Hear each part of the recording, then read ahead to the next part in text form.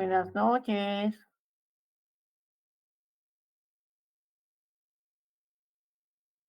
Doctora, buenas noches. Sí, ¿Qué tal? Buenas noches.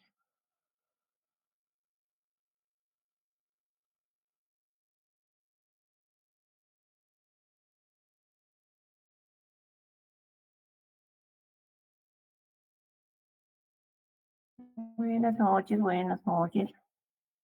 Bueno, vamos a volver. No sé cómo harían sus clases de pandemia, pero todas serán así en Google Meet.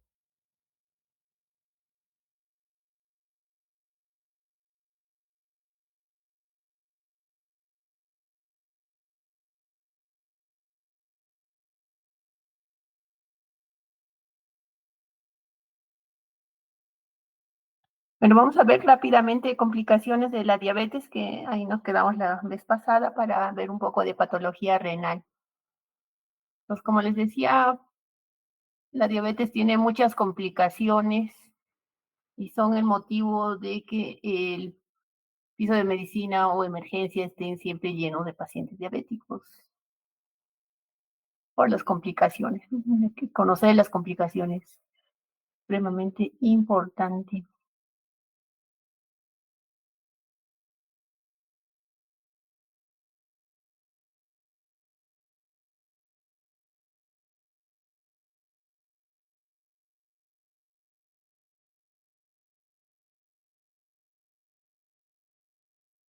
Ujú. Entonces, tenemos que en paciente con resistencia a la insulina, especialmente en pacientes con diabetes tipo 2, la glucosa no está donde debería estar, que es dentro de las células, ¿no? Especialmente dentro del músculo, bueno, en cualquier tejido, pero usualmente las reservas están más en el músculo, en el hígado. El problema de tener resistencia a la insulina o tener poca insulina al final, cuando el páncreas ya no produce suficiente insulina, ¿no? Hay hiperglucemia. Hiperglicemia de por sí ya es bastante tóxica, ¿no? Y aumenta la producción de esto que ustedes ya conocen, los superóxidos. Los superóxidos dan origen por medio de varias reacciones a las especies reactivas del oxígeno. Tenemos ahí varias enzimas y también recordar los AG. ¿Qué serán los AG? Esas especies glicosiladas. Esas especies glicosiladas, vamos a verlas, o las han visto también en cardio, ¿no? Que produce activación del endotelio y la consiguiente formación de placas ateromatosas, especies glucosiladas. Entonces hay un incremento tanto de las especies reactivas de oxígeno y muchas citoquinas inflamatorias, también del factor de crecimiento endotelial vascular y del óxido nítrico. Todo eso que va a llevar a esa alteración a nivel endotelial que mencionaba, ¿no? Por eso es mejor dividir así las complicaciones en las micro,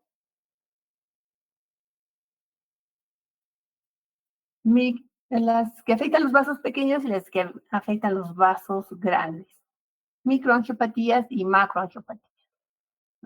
Cuando se les pregunta las complicaciones de la diabetes, tienen que relatarme de ese modo. Yo siempre les pregunto eso y lo único que me responden es pie diabético o daño renal. Pero hay muchas más dependiendo del vaso afectado.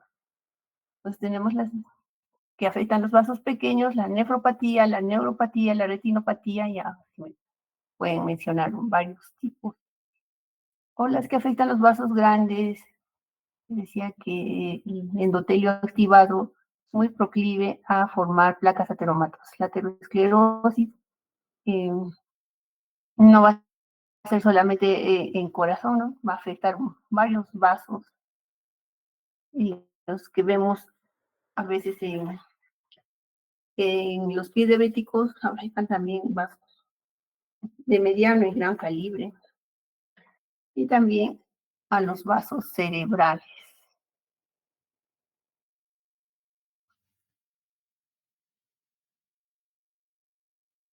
Esto es también para recordarnos que un evento inicial y temprano, y por eso es que es necesario que midan a sus pacientes no solo la glucosa, sino también un marcador que puede predecir el daño, ¿no? Que es la microalbuminuria. Lo que aparece primero es la microalbuminuria, pero se pide muy pocas veces. Y ahí tenemos este dibujito. Pueden poner entonces las complicaciones que están graficadas ahí, lo pueden escribir también. Qué complicaciones están viendo en esa imagen.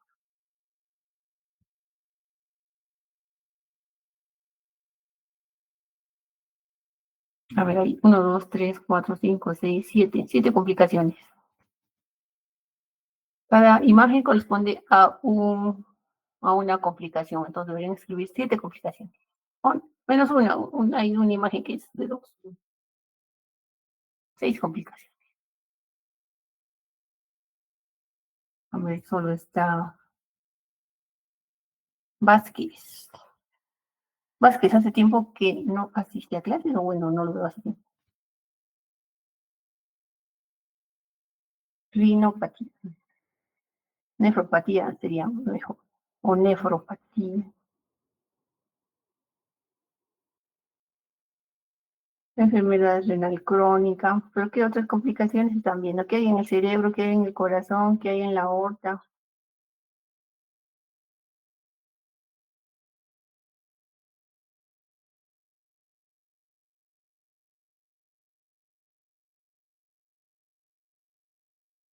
Creo que hay una imagen más. Isquemia de vasos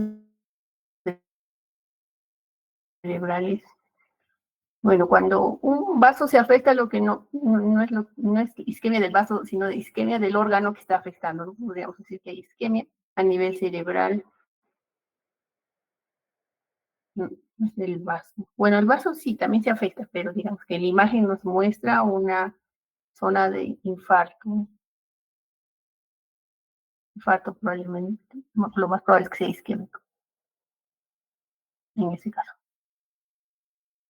Retinopatía proliferativa, hay varios tipos de retinopatía. Si estamos viendo ahí 2 fondos de ojo, hay una retinopatía. Vamos a ver seguro. Luego, tipos de retinopatía. ¿Qué más en el corazón que habrá? Tendrían que escribirme las 5 por lo menos, 5. Digamos que las 2 primeras son 2 fondos de ojo y hay retinopatía. Después hay un glomérulo y un hemodiálisis, nefropatía. En el cerebro, bueno, un ictus o un accidente cerebrovascular isquémico. En el corazón, nadie ha mencionado el corazón.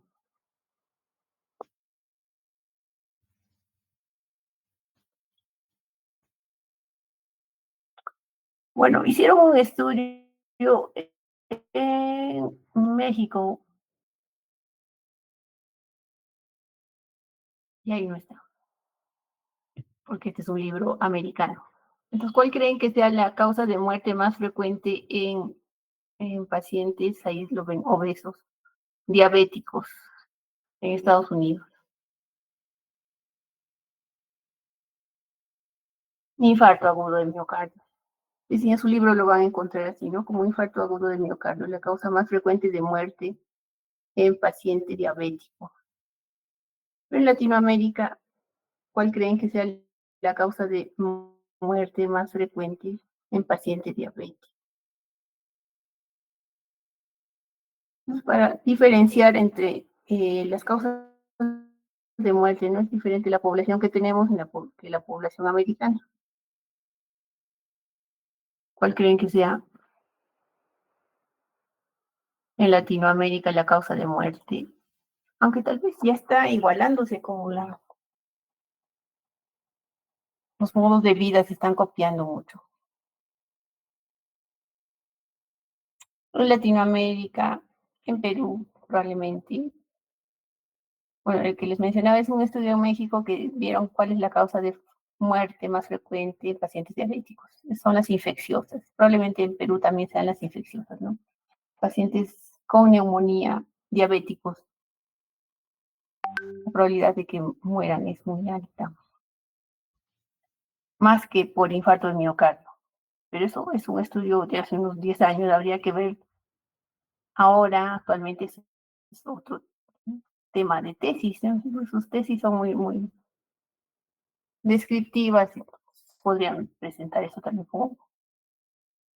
como tema de tesis, ¿no? Causas de muerte en pacientes diabéticos de el Seguro Social o en MINSA. Son iguales, son diferentes. Tal vez los del seguro sí mueren de infarto, los de MINSA de infecciones o al revés, quién sabe. Entonces tenemos cambios macrovasculares y los microvasculares. O para resumir, ¿no? La probabilidad de que ese endotelio activado prolifere, se forme la placa ateromatosa junto con los lípidos oxidados en el paciente diabético es muy probable. Y sus consecuencias son los accidentes cerebrovasculares, los infartos, la isquemia a nivel de miembros inferiores, que lo conocemos como gangrena, arterias medianas y grandes, arteriosclerosis y alina a nivel renal, la podemos ver.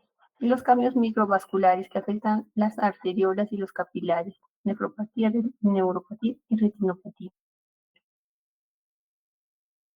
Se engruesa a nivel de la membrana basal, que recordarán está compuesta por colágeno tipo 4. Y la hemoglobina glicosilada, que se abrevia así, hemoglobina A1C, y que les dije la vez pasada que es muy importante que en esos pacientes incluso sirve para hacer diagnóstico y también sirve para hacer seguimiento de cómo está llevando el paciente su terapia, si está haciendo efecto o toma los medicamentos regularmente. Algunos pacientes dejan de tomar. Entonces, la forma de controlar al paciente diabético es mediante la hemoglobina glicosilada.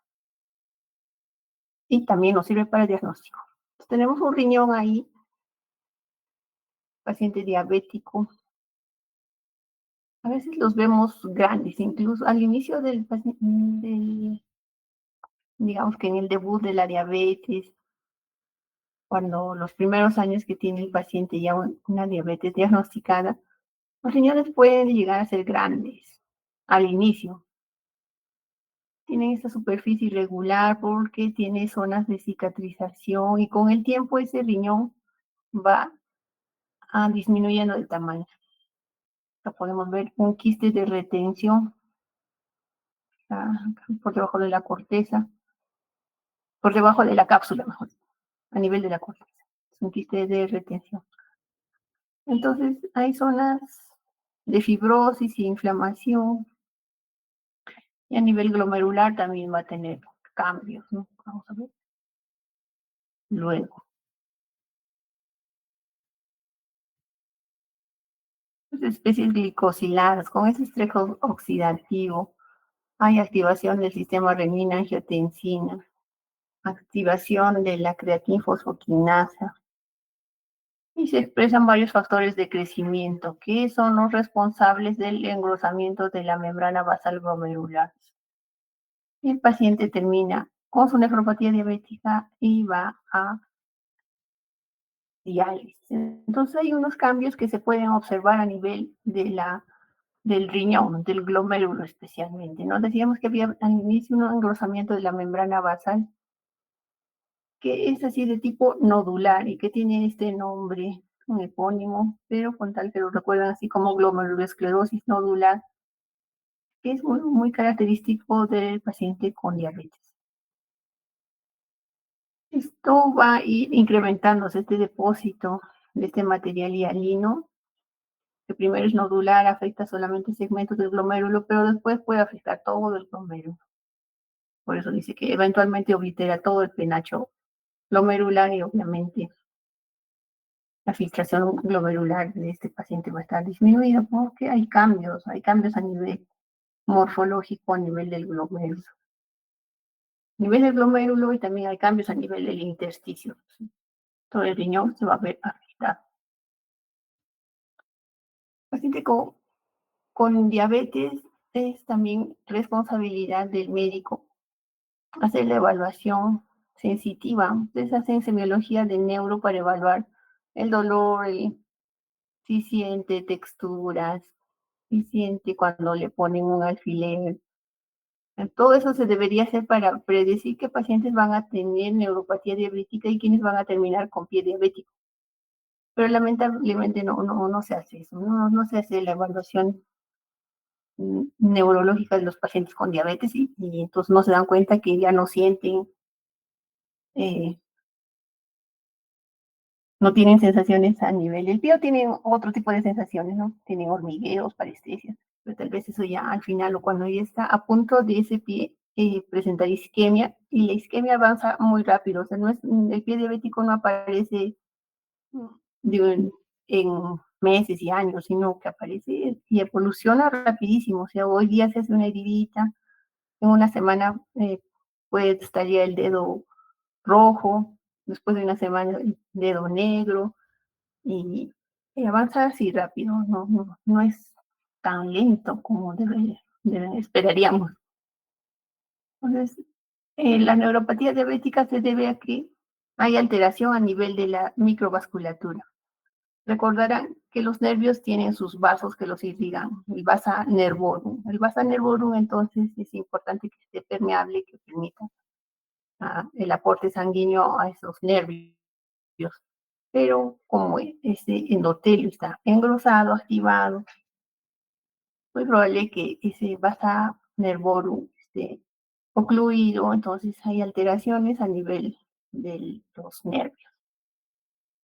Las extremidades distales, por lo tanto, pierden esa sensibilidad que debería ser evaluada constantemente. Teóricamente lo hace la enfermera responsable del programa de diabetes,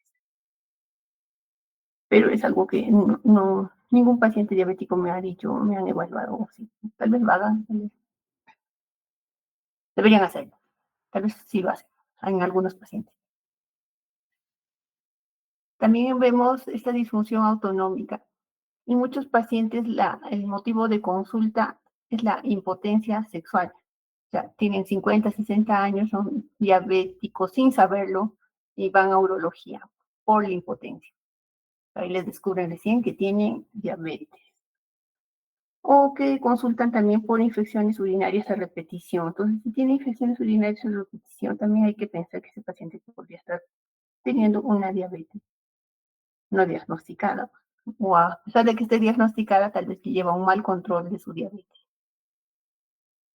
Y las retinopatías, que pueden ser de estos dos tipos, no proliferativas y no proliferativas. Esto amerita, por consiguiente, una evaluación de fondo de ojo. ¿Sí? Varios aspectos que se tienen que evaluar en un paciente con diabetes.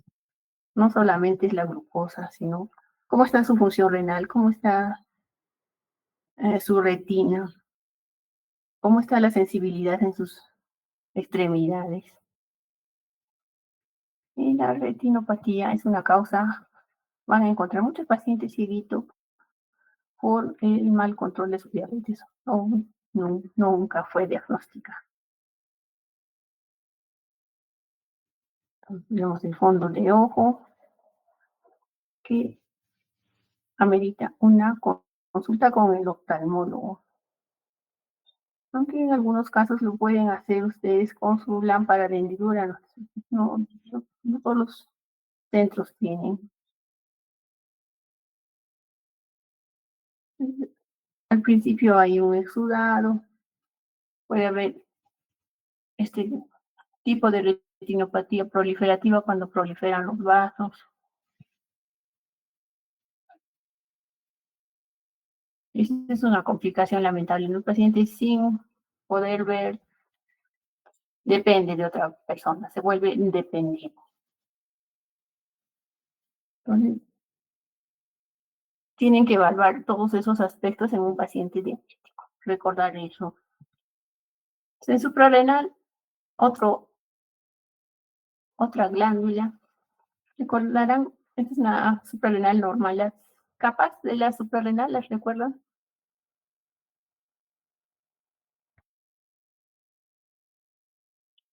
¿Cuáles son las capas de la suprarrenal?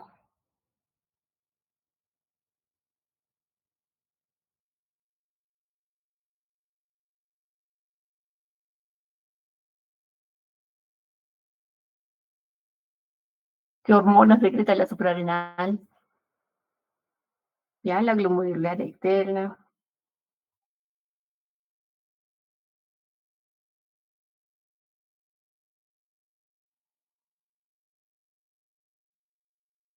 Y al centro, tienen que recordar todo eso, que lo han visto en in extenso en histología y lo que producen lo han visto in extenso en fisiología. Bueno, para recordar, tenemos la cápsula, tenemos la corteza y la médula. La corteza se puede dividir en tres zonas, las importantes en el sistema renina, angiotensina, aldosterona. La zona fascicular que produce cortisol, esas son las funciones del cortisol, ¿no? Aumenta la glucosa, aumenta la lipólisis, la lipogénesis.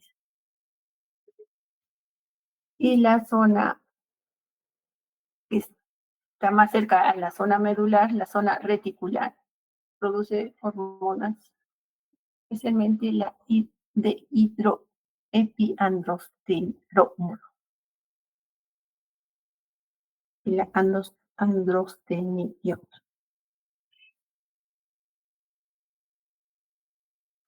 Y la medular, ¿qué es lo que produce la medular?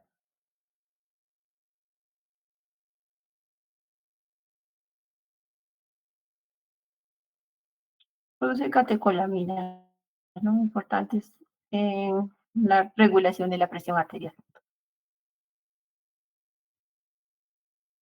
Por eso es que podemos, eh, empezando por la médula, encontramos este tumor que no es raro, o sea, lo van a encontrar por lo menos alguna vez. Habrá un promedio de 4 anuales, más o menos.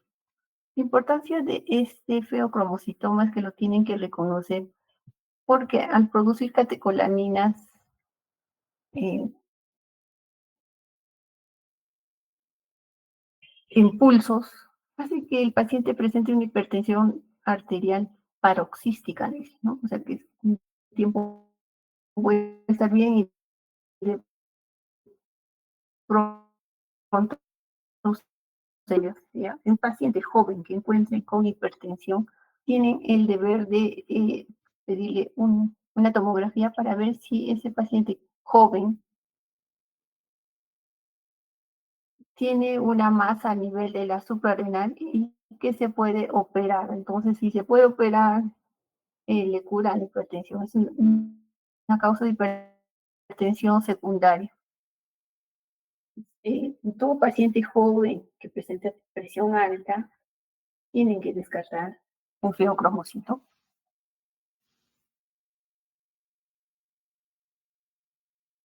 Bueno, cuando se encuentra en suprarrenal se denomina feocromocitoma. Si ese tumor, estas células enterocromafines, son estas células que producen catecolaminas, se encuentra en otro lugar, tiene este nombre paraganglioma. Y se puede dosar, se pueden dosar catecolaminas actualmente. Adrenalina, noradrenalina, las pueden dosar y ácido vanilmanil. Hoy tenemos otros problemas a nivel también de la suprarrenal, la enfermedad de Addison, cuando hay una hipofunción de la glándula, ¿no? La enfermedad de Addison antes era más frecuente, aunque ahora tal vez ya han visto algún paciente con Addison, porque antes en el Lorena se veían con cierta frecuencia, entonces siempre estaban hospitalizados porque eh, había más casos de tuberculosis y los pacientes no tomaban medicamentos y hacían tuberculosis a nivel de la glándula suprarrenal y producir insuficiencia adrenocortical. Entonces era bastante frecuente ver en pacientes con enfermedad de Addison. Actualmente la causa es más primaria, un problema autoinmune. Pueden haber otras causas.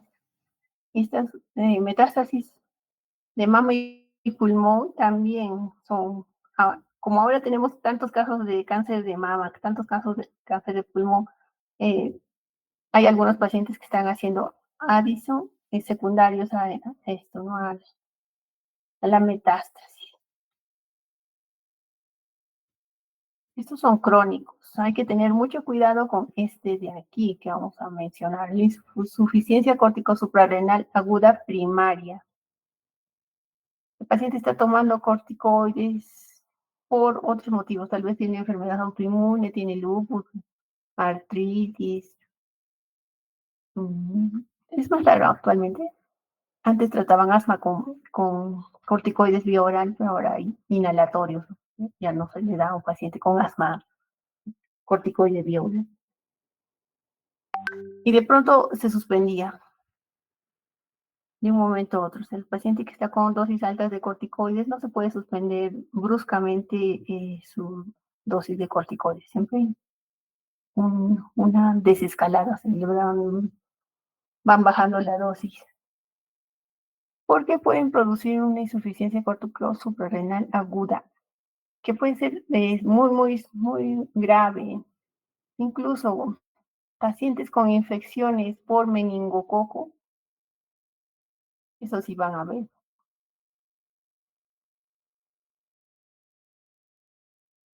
Yo no sé si están yendo suficientemente al hospital y hay pacientes en emergencia hospitalizados con meningitis por meningitis todavía no, que no saben cuál es la causa.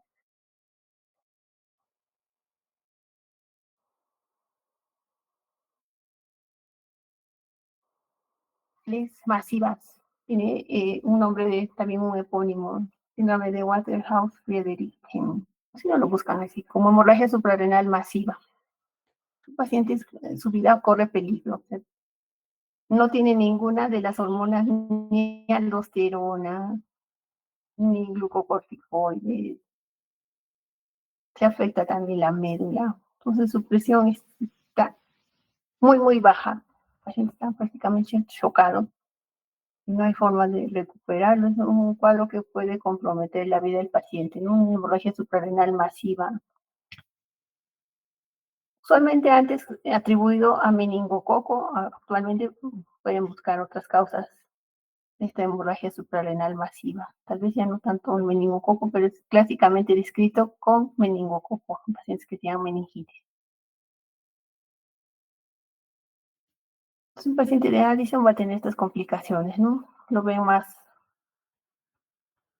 oscurito por aumento de la propia melanocortina y de la hormona estimulante del melanocito.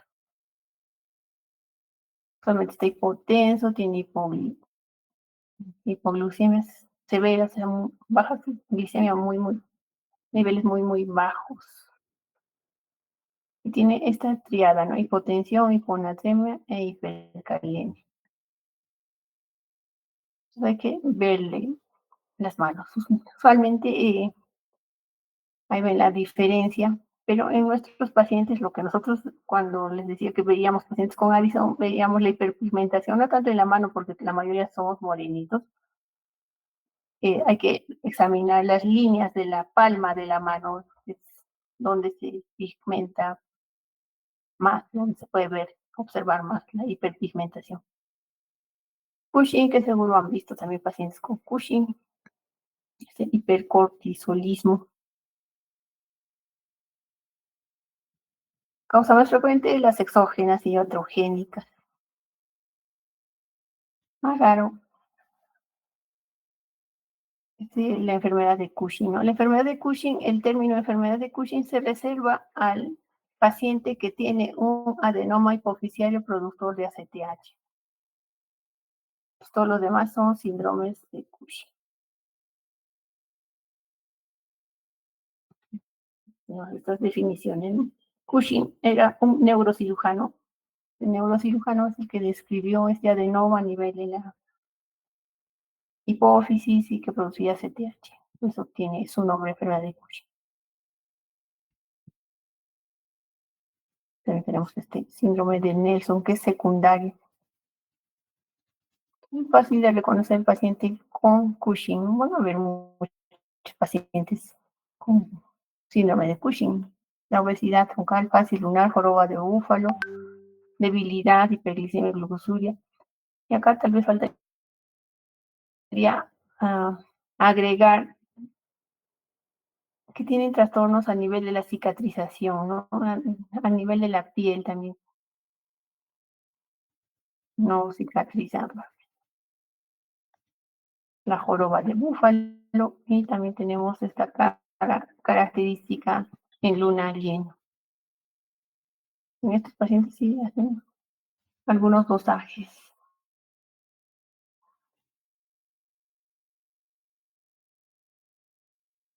Se pueden dosar en 24 horas o tomar en las mañanas. Entonces, recomendaciones. Tienen que estudiar los adenomas hipoficiarios, tiroides. Hemos visto varias características. Y en tiroides, ¿no? Recuerdo la tarea que se les dio sobre cómo evaluar al paciente tiroidectomizado. Pues cuando se opera el paciente con carcinomas, se suele sacar, depende del tamaño, si ya tiene un diagnóstico previo de carcinoma, se extirpa toda la tiroides. El problema de extirpar toda la tiroides a veces es que extirpan también las paratiroides. Son esas glándulas, 4 paratiroides que tenemos en la parte posterior de la tiroides.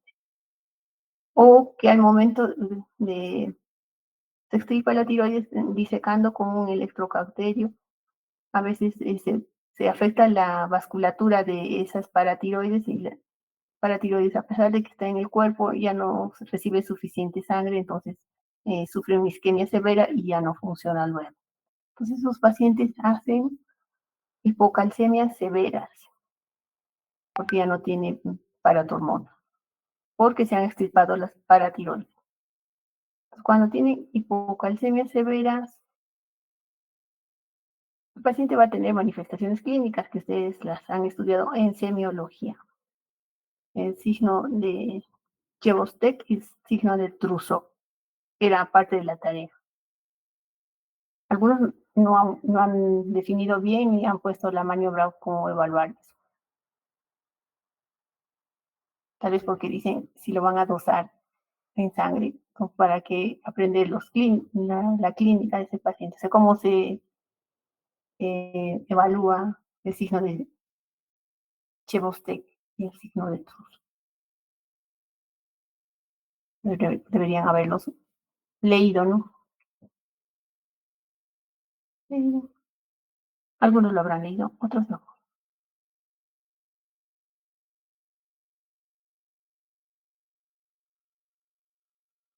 Ahora vamos a ver rápidamente algo de patología renal.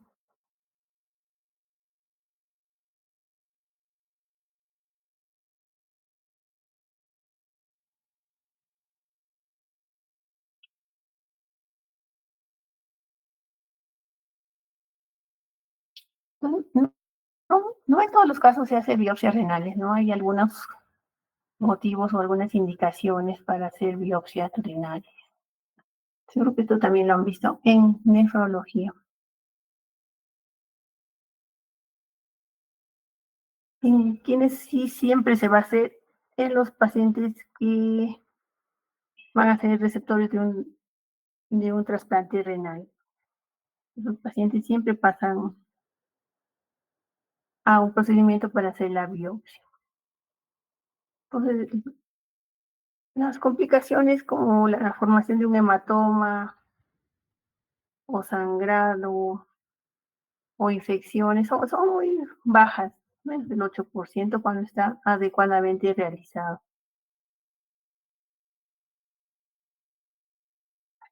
Usualmente la biopsia renal siempre la hacen con guía ecográfica, ¿no? Entonces, a veces entran los pacientes a biopsia cuando ya se ha hecho varios estudios y no se encuentra la causa, ese síndrome nefrótico, por ejemplo. Ya recibió tratamiento, es resistente al tratamiento. En esos casos amerita hacerse una biopsia. Siempre va a ser necesario la correlación clínica y de laboratorio, o sea, que solo la biopsia no es suficiente. Siempre se tiene que tener la información clínica y los datos de laboratorio que son numerosos. Y en relación a esto van a tener una tarea. Yo les voy a poner la página web de donde van a sacar la información y responder algunas preguntas sobre las características que debe tener esa biopsia renal, ¿no? Para que tengan conocimiento, ¿no? Porque van a ver que muchas de las biopsias se tienen que ir para hacer inmunofluorescencia, que no se hace acá. En niños, y el Hospital del Niño de Lima, de San Borja, que es el único que tiene microscopía electrónica para ver algunas nefropatías, que el cambio no es morfológico, sino que se ve solamente a nivel del microscopio electrónico. Por eso es que algunos niños son referidos a Lima para esta biopsia. La biopsia renal nos da información sobre los glomérulos, los túbulos, el intersticio y los vasos que hay. Recordarán entonces la nefrona como unidad funcional, además de...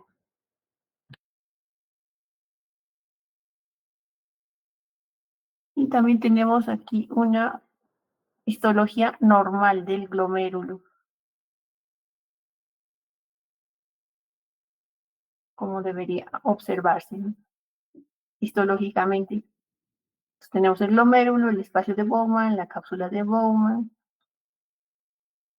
la zona de acá, túbulo contorneado distal, que acá sufre una modificación. Tenemos aquí la mácula densa.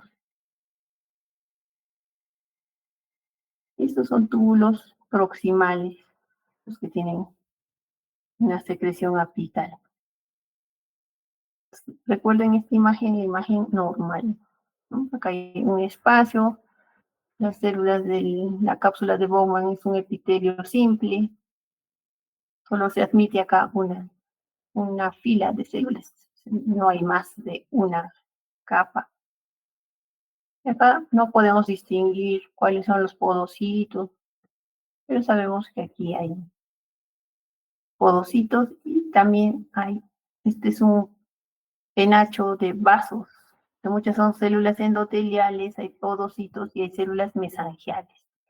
Células mesangiales sí las podríamos distinguir con esto. Aproximadamente hay 4 a 5 máximo a nivel mesangial. Pueden haber cambios tanto en el glomérulo, en la cápsula de Bowman, en las glomerulopatías, ¿no? El nivel ultraestructural a nivel del microscopio electrónico podríamos ver esto. A este lado tendríamos el vaso.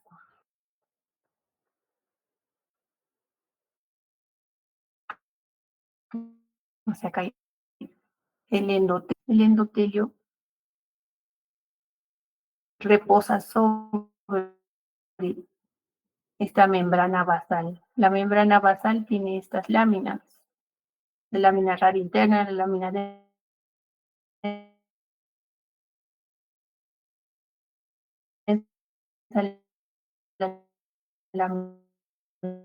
láminas muy específicas, por ejemplo, la nefrina. O cuando hay depósito de otras proteínas, también esta membrana basal se engrosa. ¿Qué está pegado a esta membrana basal? Los podocitos a través de sus pedicelos. Y acá tenemos las fenestraciones que permiten el paso de algunas proteínas.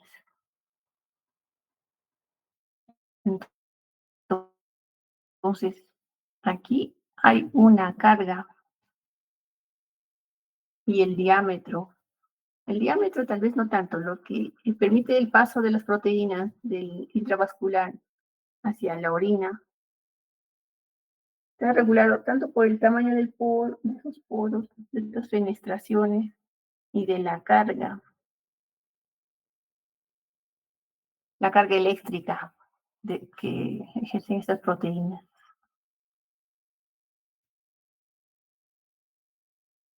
Eso es a nivel glomerular, ¿no?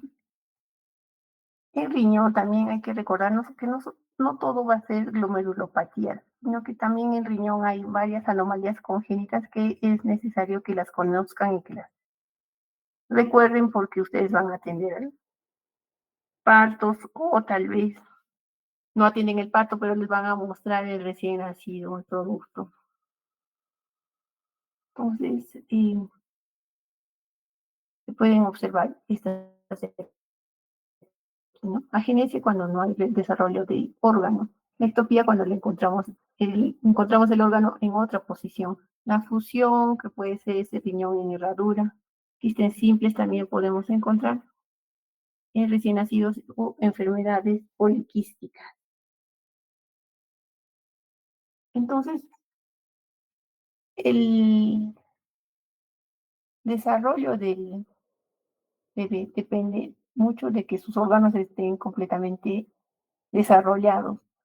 Si un recién nacido tiene agenesia renal o enfermedad poliquística severa, los dos riñones comprometidos, agenesia renal bilateral, no hay ninguno de los riñones.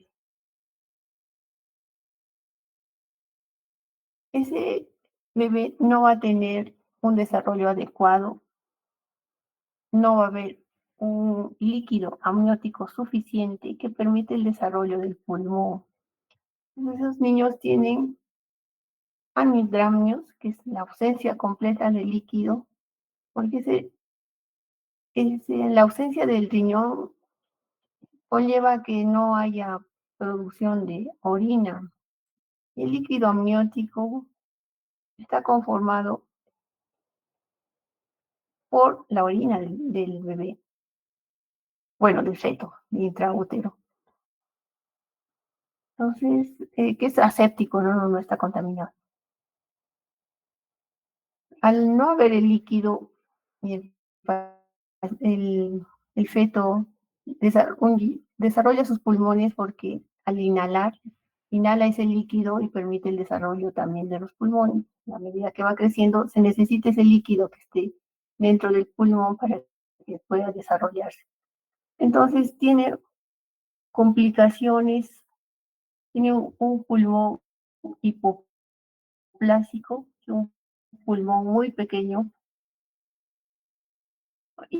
Intraútero podía respirar normal, pero una vez que nace, van a ver eh, al recién nacido con estas características, ¿no? Al no haber líquido o haber muy poco líquido, tienen estas malformaciones a nivel de los miembros superiores e inferiores. O sea, no es que le sobre un dedo a veces, no, sino que su misma piel, su misma cara, su misma facies la describen como una piel arrugada, una facies de anciano. Es todo arrugadito, pequeñito. Y obviamente tiene dificultad respiratoria severa, ¿no? Porque sus pulmones son hipoplásicos.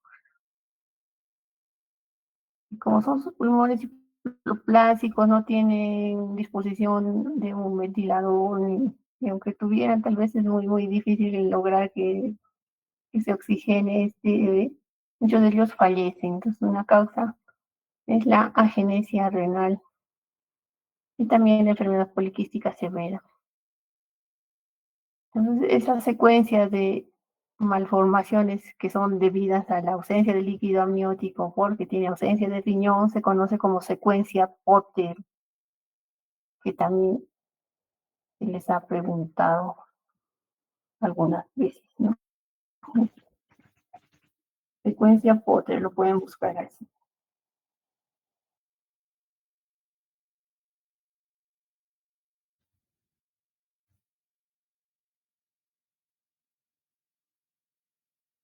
Acá tenemos un riñón en herradura, ¿no? Usualmente la fusión es más a nivel de polo inferior. Acá tenemos también una malformación que se puede encontrar, este doble sistema pielocalicial. A veces lo encuentran ya cuando están haciendo el trasplante. Eso también se ve aquí, en realidad es más raro, pero a nivel de la costa era bastante frecuente encontrar estos riñones, ¿no? Pueden ver los dos riñones aumentados de tamaño, llenos de quistes. Una poliquistosis renal bilateral congénita, muy grave. Hay varios tipos de poliquistosis renal, pueden revisar. El final es que este riñón no es poco funcional, no produce orina, el paciente nace con esa secuencia Potter descrita. Pueden encontrarse estos quistes simples congénitos. Cuando es uno solo, es un quiste simple congénito, está revestido de epitelio cúbico de los ductos, no conlleva ninguna alteración, ¿no? El paciente podría vivir con un quiste simple. Es una poliquistosis renal. A veces puede ser un solo riñón afectado. Entonces, con el tiempo se puede fibrosar el intersticio. Queda así.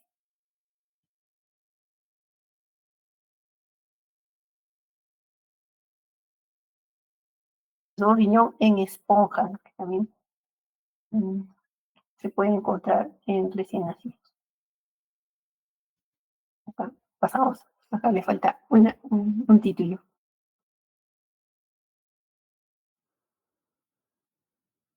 Entonces tienen que recordar esas malformaciones congénitas que las pueden eventualmente encontrar, ¿no? Y tienen que saber cómo reconocer, por ejemplo, un recién nacido que tiene esta secuencia Potter, por qué tiene dificultad respiratoria, tienen que explicar eso.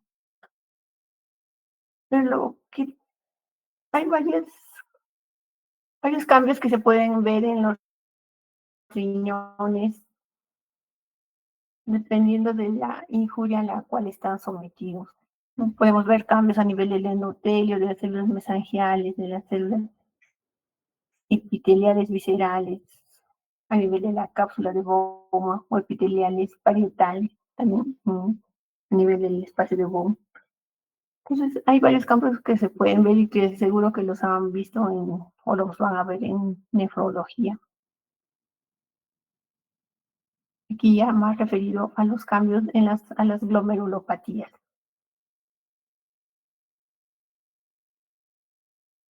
Muchas glomerulopatías pueden ser primarias. Entonces, en esos casos en que se hacía biopsia se puede evaluar todo esto, ¿no? Entonces, a nivel del endotelio podemos ver sus funciones, el cambio morfológico, la consecuencia que trae y la enfermedad a la cual está asociada.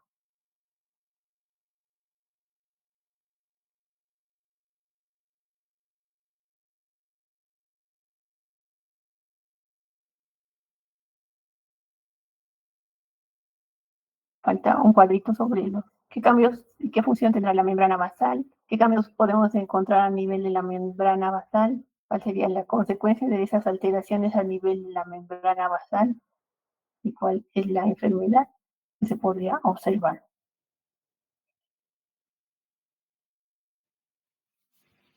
En este caso, por ejemplo, la formación de semilunas, vamos a verlas luego. ¿Cómo se ve esa semiluna? ¿Cómo se ve ese incremento de la matriz mesangial? ¿Cómo se ve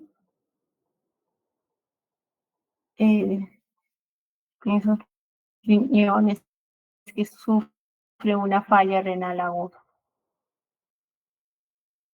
Pero hay dos síndromes que tienen que conocer y tener las definiciones de cada uno de ellos, el síndrome nefrítico y el síndrome nefrótico.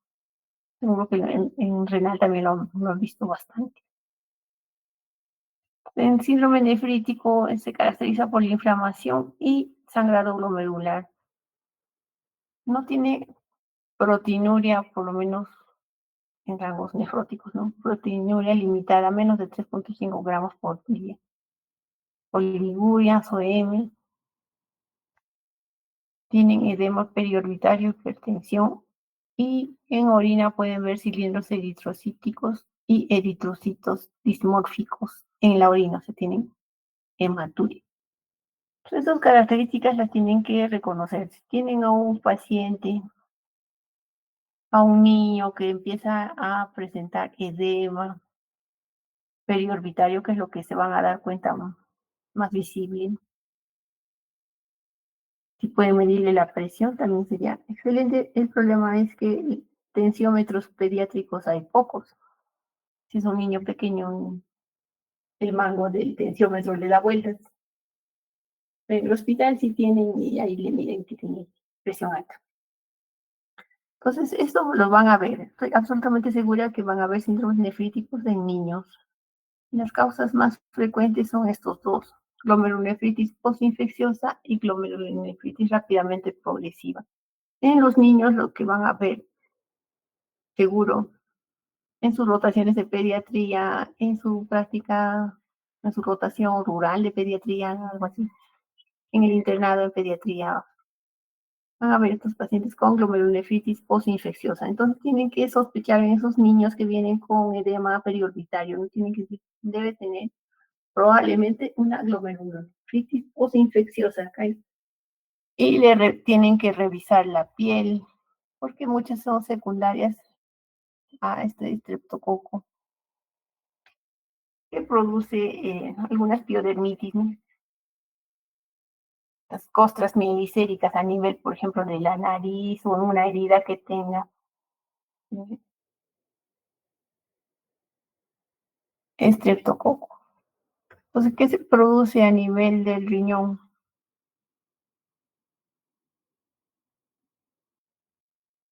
¿Cómo ven la celularidad aquí?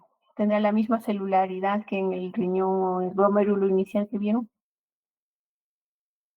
Hipercelularidad, doctora. Tiene una hipercelularidad, así es, hay más células de las que se veían al inicio, ¿no? Y esa hipercelularidad está producida porque acá hay infiltrado inflamatorio compuesto por polimorfonucleares, por eso es una glomerulonefritis, todo lo que tenga itis. Hay inflamación. Entonces acá hay el penacho glomerular está con polimorfonucleares. Hay una hipercelularidad a nivel del glomérulo que hace que el espacio de Bowman también disminuya. Este paciente, como son pediátricos y esta es una enfermedad que en la mayoría de los casos va a revertir con el tratamiento, le dan hemodiálisis.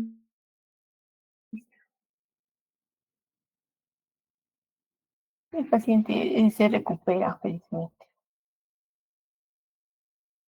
O si no tiene esto, probablemente tenga esto de acá, glomerulonefritis rápidamente progresiva. O sea, acá lo que ven también es una hipercelularidad, pero acá ya no ven espacios de Bowman, ya no hay, porque acá ha crecido algo, que acá van a tener que tener imaginación, porque acá lo que se ve, la cápsula de Bowman, que les decía que solo debería tener una hilera de células, lo que aquí se observa es una semiluna, una proliferación de las células de la cápsula de Bowman. ¿Sí? Muchas células epiteliales, también va a haber macrófagos que se inflaman.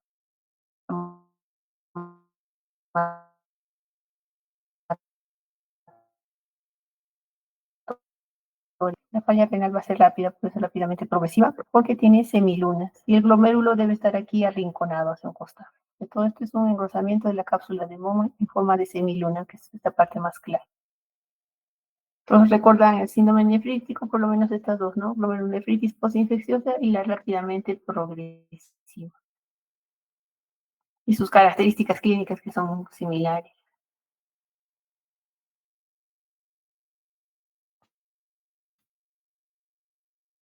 alergia producida por el estreptococo Diógenes. El otro síndrome que también deben tenerlo, o sea, estas características del síndrome siempre se los van a preguntar, ustedes ya lo deben de conocer, tener de memoria.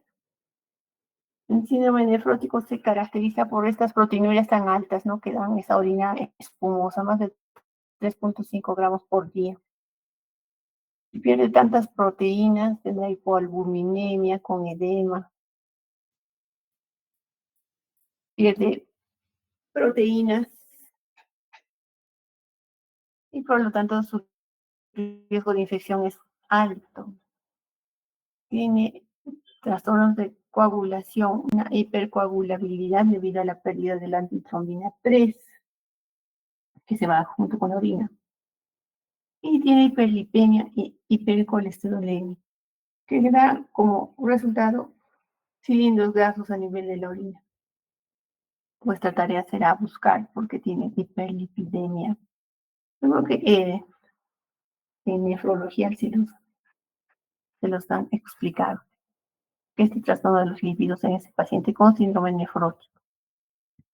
Nos recordar, síndrome nefrótico, tenemos por lo menos estos dos y vamos a mencionar alguno más.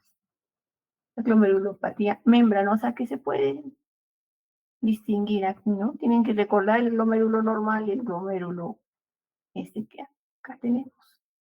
Entonces, para ver la membrana basal podemos colorear el tejido con paz.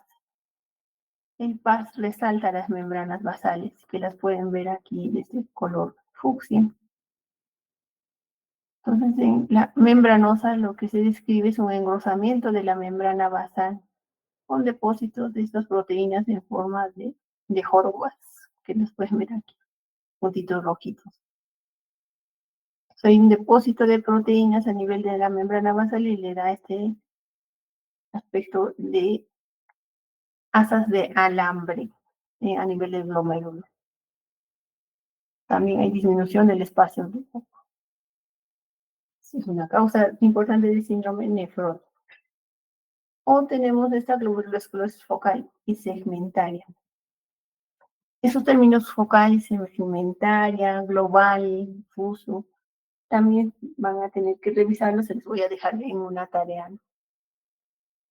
Acá, no todos los glomérulos están afectados y dentro del glomérulo, no todo el glomérulo está afectado, ¿no? Ven esta parte azul, el azul es con una tinción de tricrómica de Mason para ver la fibrosis, en este caso la hialinosis del glomérulo. Son varias coloraciones que se pueden hacer, que se tienen que hacer para evaluar los componentes del riñón. Acá, esto está esclerosado, la mitad del glomérulo está esclerosado, la otra la mitad no. La causa principal del síndrome nefrótico en adultos, la esclerosis focal y segmental. Y otra en niños, causa del síndrome nefrótico, nefropatía por cambios mínimos. ¿No? Son tan mínimos que si se le hace una biopsia con hematoxilina y eosina no se va a ver mayor cambio, parece un glomérulo normal, por eso es que el Hospital de Niños tiene su microscopio electrónico para que puedan ver estos cambios a nivel de microscopía electrónica. Hay una fusión de podocitos. Entonces se decía que se perdían los podocitos, pero no se pierden, sino que se fusionan, no debían estar separados los pericelos, pero están fusionados aquí. Entonces eso lo pueden observar con microscopía electrónica. Pues también causa el síndrome nefrótico en niños. Y acá les tengo una miscelánea, a ver si identifican qué es lo que está señalando la flecha. De paso vamos a poner,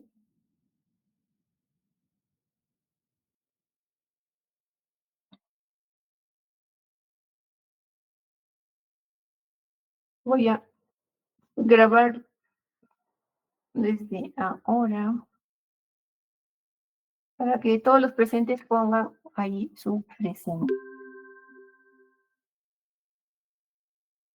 Presente, presente, presente, y a ver si alguno pone qué es lo que está observando, qué es lo que señala la flecha.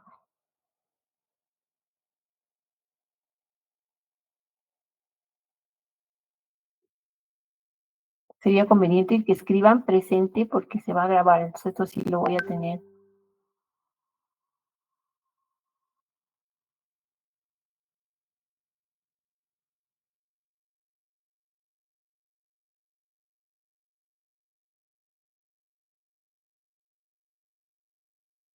Bueno, ¿se acordaron los infartos? Una zona de infarto, ¿no?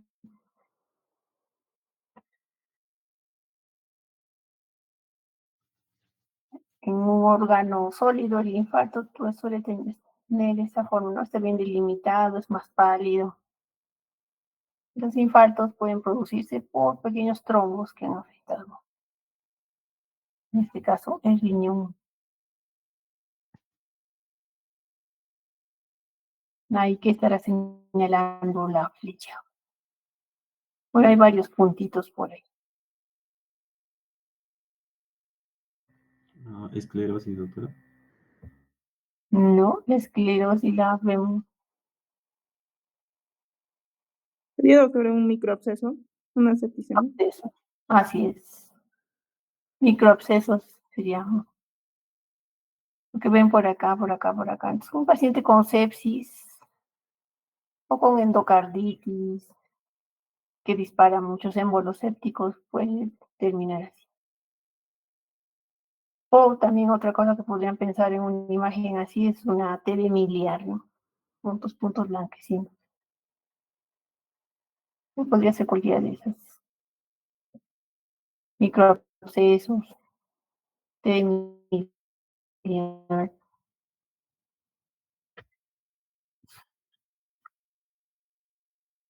No hay que estar bien.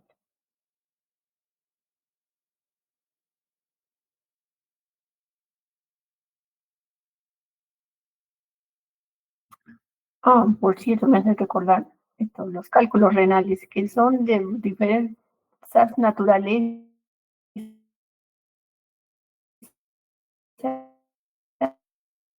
y algunos otros componentes de la dieta. En este caso, lo que también es un cálculo coraliforme, aunque no tiene tanta forma de coral, pero afecta tanto la pelvis renal y estos senos renales, ¿no? Que es como un asta de ciervo. Los cálculos renales también es una patología bastante frecuente, por eso también va a estar en su tarea hacer un cuadro con cuáles son los tipos de cálculos más frecuentes, a qué están asociados y qué deberían evitar,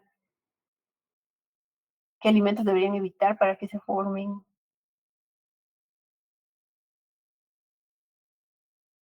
los cálculos renales, ¿no? Causan tantos problemas. Este está muy grande, ¿no? Pero si fuera pequeño, de 1 centímetro nada más, podrían hacer litotripsia. Pero cuando son así tan grandes, producen exclusión renal. O sea, este riñón ya no filtra nada. Este riñón no funciona, no es funcional, la se infecta, tal vez hace nefritis a repetición, el paciente puede tener sepsis y morir. Por eso se opta por extirpar todo el riñón.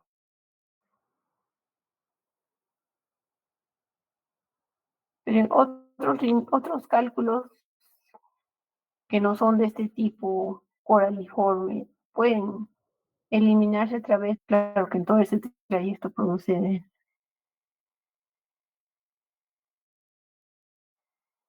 muchos estragos, mucho dolor. Bueno, entonces tienen que repasar. Voy a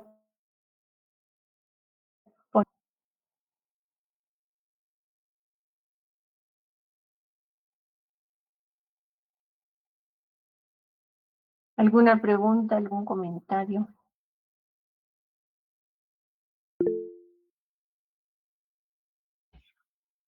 Sí, Anthony. Doctor, una duda. En el caso de que mencionó de los criterios para la biopsia renal, ¿qué pasaría, por ejemplo, en un paciente con enfermedad renal crónica que ya mm, por medio de una ecografía, digamos, se ve que el parénquima es menor de 1 centímetro? En el caso de la corteza no, por encima de la médula.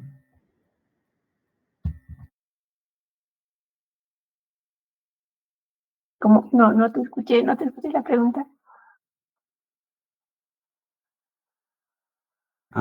Ya, es que, bueno, en el caso de la biopsia renal, ¿cuál sería el tamaño mínimo de la corteza para que se pueda hacer una biopsia? Ah, bueno, se puede hacer incluso en niños, y en niños la corteza mide menos de 1 centímetro. Lo que se trata de evaluar es la cantidad de glomérulos que haya para decir que es una buena biopsia o no. Por lo menos debemos encontrar unos 10 glomérulos. 10 glomérulos lo podemos encontrar en menos de 1 centímetro si es que es una buena biopsia, porque a veces ingresan mucho y llegan hasta la médula y se encuentran 2 o 3 glomérulos en esa biopsia. Sí, sí es posible. Lo que se evalúa es para que sea una muestra adecuada, la cantidad de glomérulos, no tanto la longitud del, de la biopsia misma. Ya entiendo, doctora, gracias.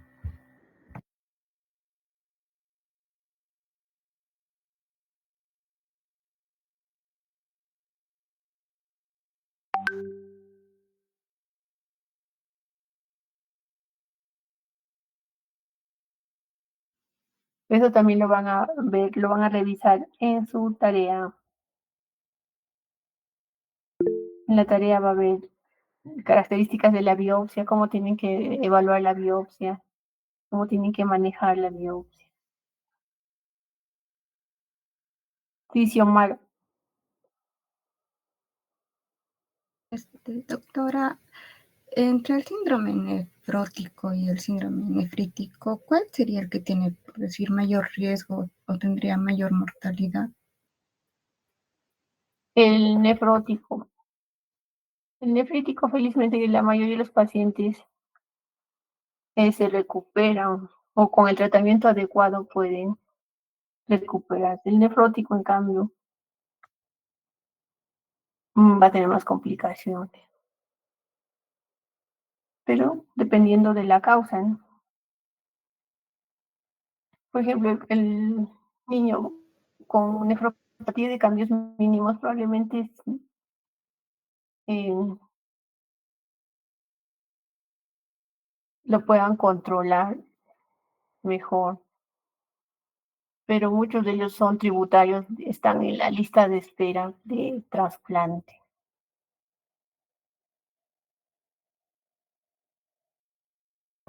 Gracias, doctora.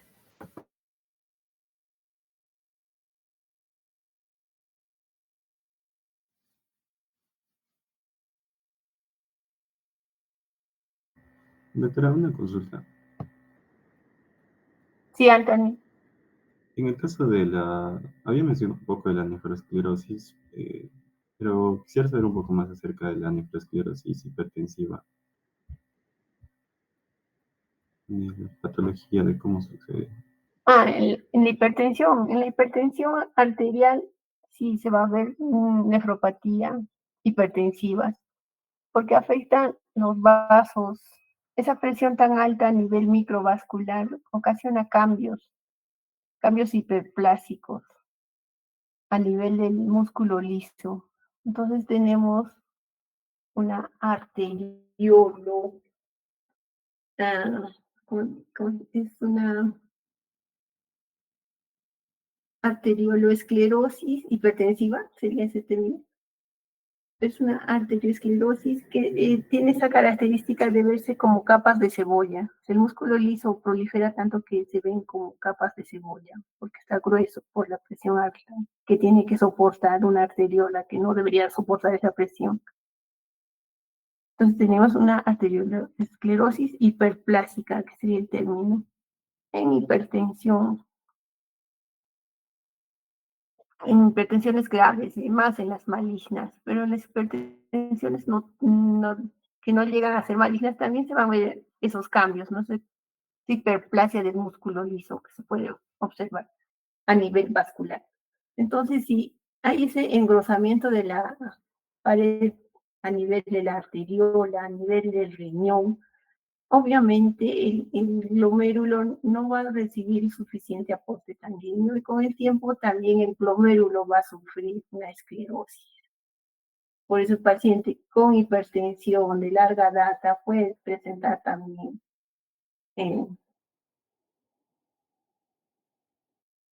falla renal. Muchos pacientes con hipertensión no controlada también terminan en hemodiálisis, arteriolosclerosis y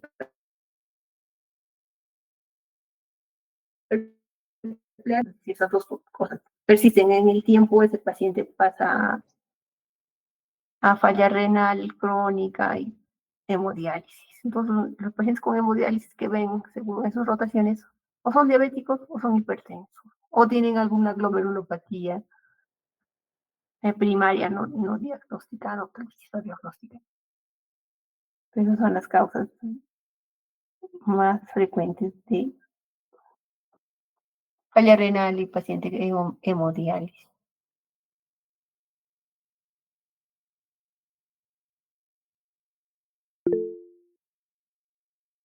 Sí, Paola. Doctor, una pregunta.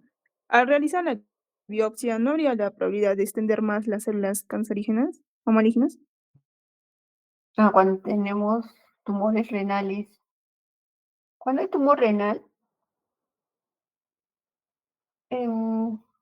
muchas veces, incluso si es niño, por ejemplo, hablábamos del tumor de Wilms, que este año ha habido como 4 o 5, ¿no? Ha habido una conjunción de varios tumores de Wilms, o sea, niños, incluso hasta de 13 años, el más viejo, digamos, ha habido más jovencitos de 3, 4 años con tumores de Wilms.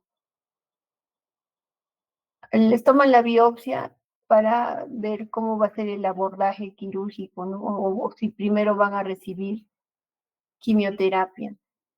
Entonces, lo que han visto y lo que han expuesto los oncólogos pediatras es que amerita la biopsia porque primero, teniendo el diagnóstico de que es una neoplasia, un tumor de Wilson, en este caso, hablando de niños, ameritan la biopsia para tener el diagnóstico de que es un tumor de Wilson, un tumor de Wilson, un tumor renal propio de los niños, ameritan quimioterapia.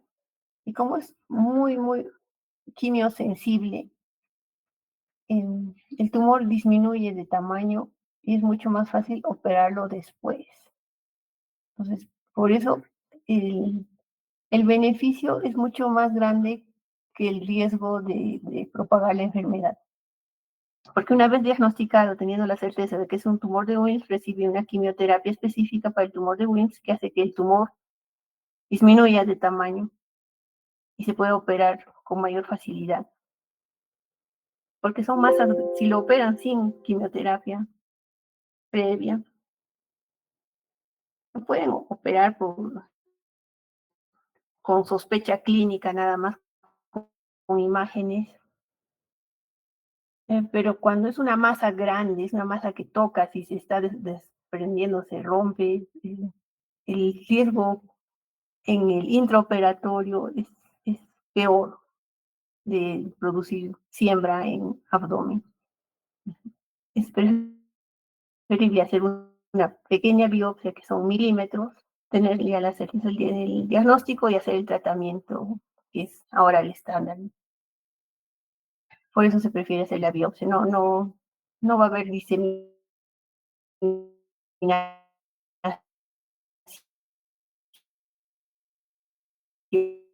O sea, la diseminación sería mucho mayor si se opera y en la masa sólida en el riñón. Tomográficamente, con resonancia, ya puede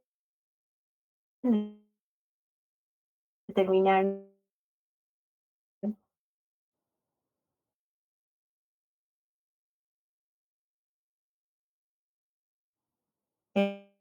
eh, eh, eh, qué es un tumor maligno. Entonces ahí en esos casos, en los adultos, si ven una masa renal, ya operan, hacen nefrectomía o menos de 3 centímetros, pueden hacer una nefrectomía parcial, o sea, usualmente sacan tumulación maligna, ¿no? Es sólido, tiene áreas de necrosis, áreas de hemorragias, es heterogéneo, puede estar infiltrando vena renal. En esos casos ya entra nefrología, o sea, entra urología, mejor dicho. El urólogo y extirpa el riñón completo. Pero en esos casos no hacen ya biopsia. Salvo que tengan una duda muy... es poco probable. Ya la imagen es muy diagnóstica, es muy sugerente de tumor maligno renal y se opera. La pieza operatoria obviamente llega a patología, ¿no? Y les puedo enviar la foto de un tumor renal que operaron hace poquito. Y lo tengo por acá, se lo envío a su delegado se los comparte en el WhatsApp. Esa imagen que tienen ahí, Anthony, ¿lo recibiste? Sí, Anthony, doctora, sí, pues, ya se los envió. entonces pueden ver una mitad que es riñón normal y la otra mitad es la mitad más grande, digamos, una zona con áreas hemorrágicas, amarillas, negras, de todo color. Incluso si fueran bastante acuciosos, pueden ver suprarrenal en la parte superior, ¿no? Que está como una cintilla amarilla nada más. Es un tumor muy grande. Ya infiltra incluso grasa perirenal y llega hasta suprarrenal. La suprarrenal la ha elongado, se ha quedado muy poquito de suprarrenal. Así se ve un tumor renal, que no hemos expuesto sobre los tumores renales. Pero para vuestro conocimiento, los tumores de riñón son los tumores de células claras, es el tumor más frecuente. El tumor de células claras puede tener áreas sarcomatoides, que probablemente tiene este caso. Este caso me lo van a entregar mañana. Esto lo han operado hace poco. Tumores renales son bastante frecuentes. Hay varios tipos, ¿no? Pero el más frecuente es el tumor de células claras.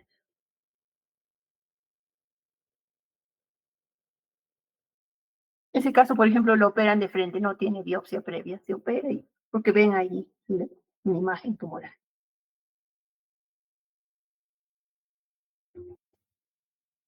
¿Alguna otra pregunta?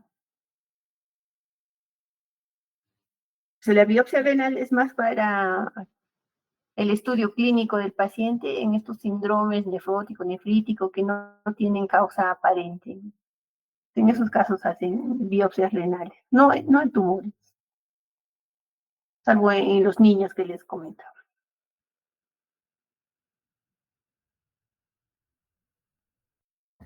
Doctora, Sí, en esos pacientes que tienen carcinomas en el riñón, eh, tienen En el de células claras, si no me equivoco, es el gen VHL que está afectado, que es el gen supresor tumoral. Sí, el VHL, von Hippel-Lindau.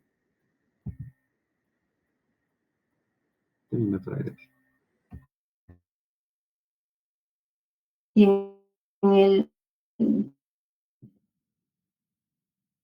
tumor de Wilms es el WT1, también un gen.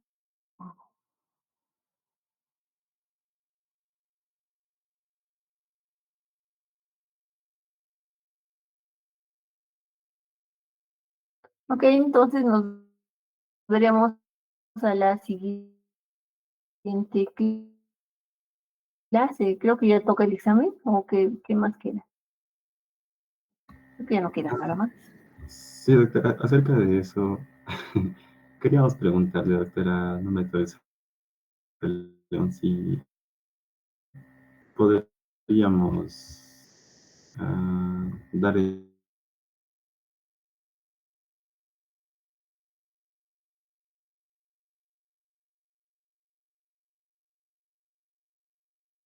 examen, bueno, avanzar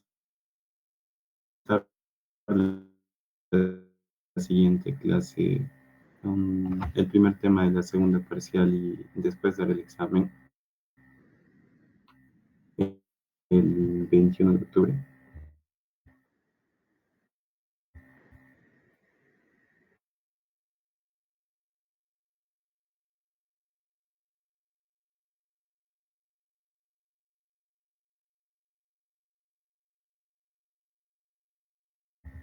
El 21 ya el examen.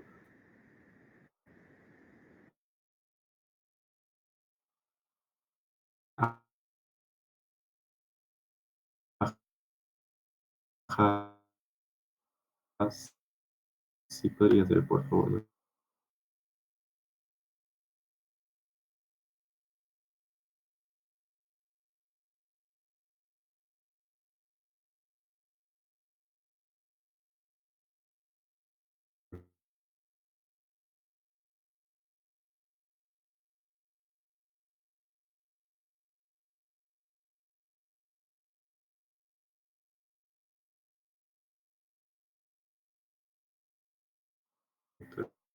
Es que hay dos exámenes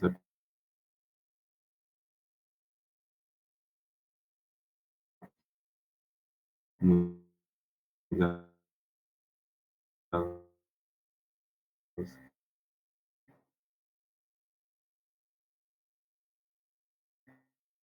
en esa semana.